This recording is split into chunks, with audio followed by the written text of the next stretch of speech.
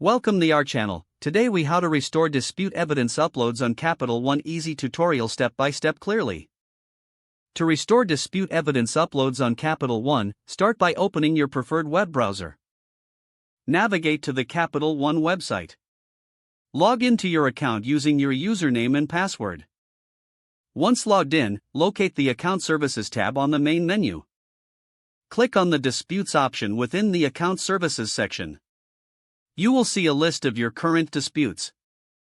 Find the specific dispute for which you need to restore evidence. Click on that dispute to open its details.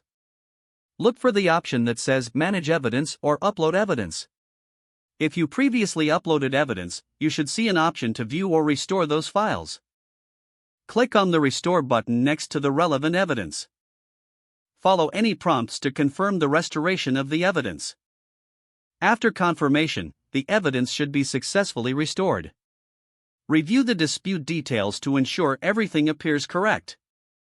If any issues arise, consider contacting Capital One customer support for assistance. Make sure to double-check the status of your dispute after restoring the evidence. That concludes the process for restoring dispute evidence uploads on Capital One.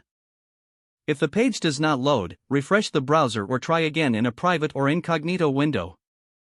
Make sure you are using the correct email address, then retype it carefully to avoid small typos. If your password is not accepted, use the reset option and create a new strong password you can remember. Check your spam folder for verification or security emails, then complete any requested confirmation steps. Enable two-factor authentication if available to improve account security and reduce unauthorized access risk.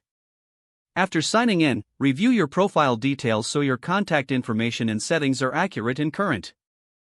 If you see an error message, note it down and try again after restarting your device and internet connection. Log out when you finish, especially on shared devices, to keep your account and payment information secure. If the page does not load, refresh the browser or try again in a private or incognito window. Make sure you are using the correct email address, then retype it carefully to avoid small typos. If your password is not accepted, use the reset option and create a new strong password you can remember. Check your spam folder for verification or security emails, then complete any requested confirmation steps. Don't forget to like this video and subscribe to our channel for more step-by-step tech guides.